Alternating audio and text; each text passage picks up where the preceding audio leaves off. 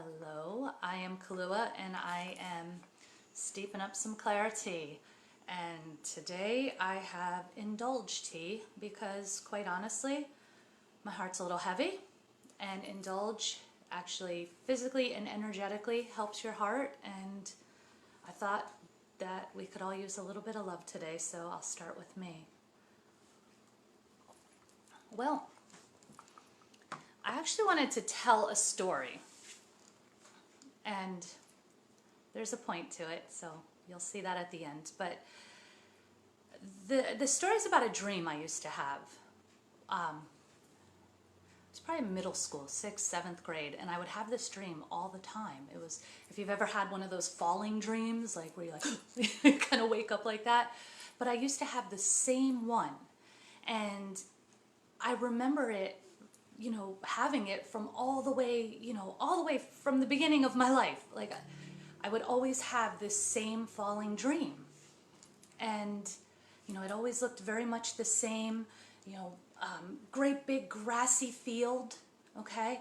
And then over to the left, out in the distance, were mountains, and I don't even remember, something over on the other side, and then straight ahead, there was, I don't, actually, it's so long ago, I don't even remember all the details, but I mainly remember the very grassy field, right? So the grass was a little bit long, and I knew there were people over this way, but they were way off in the distance.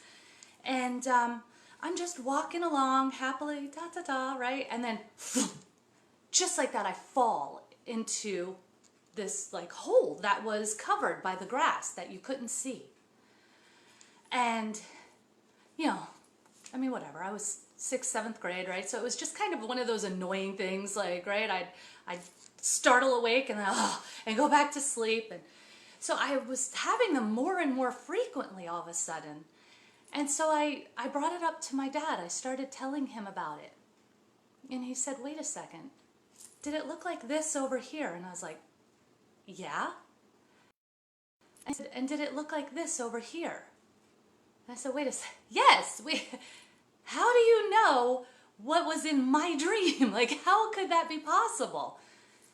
And it turned out it was his experience. This had happened to him.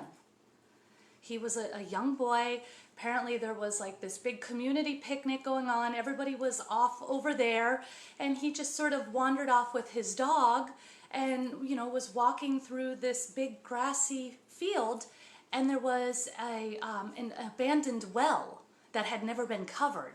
And he never saw it. He just fell right in. Nobody knew, like nobody would know where to find him. He just disappeared. And he was young, he was terrified, it was very traumatic. The only reason he was found was because his dog ran and got help, Lassie style, right? So this was a really traumatic incident for him. It was, something that even as we talked about it, you could see, he was like, wow. And an interesting thing happened. He told me the story, he told me about it, we talked about it. I never had that dream again. To this day, I have never had that dream. It's gone. It cleared out. And many years later, I read an article about a scientific article, right? Scientific study about how we pass along our traumas in DNA. Right? So as soon as that sperm and the egg do their thing, we've already got baggage from previous generations, traumas, emotions, different things happening. Right? All of this, and until we clear it, it stays with us. And I tell that story because I think that it's a great example of how you can never possibly know everything about a person. You can never, they don't even know everything. They might be carrying trauma from hundreds of years ago that they don't even know about. You cannot know a person completely. And I think that whether you agree with a person is inconsequential, Whether you understand the person is inconsequential. I think what's most important to know is you're not them. You've never walked their shoes. And so just don't judge. I think that we can all listen more than we talk. And let's come from the approach of, how can I help you? How can I help you? You seem angry. You're struggling. How can I help you? You seem sad. Something's happening. How can I help you? Let's take our ego out and start offering our heart, okay? We're at an amazing time in society where it's time to transcend. It's time to get out of ourselves, out of ego, and start becoming heart-centered, right? The age of Aquarius. This is what they've been talking about for years. It is time to wear our hearts and go back to, how can I help you? How can I be of service to you? Listen.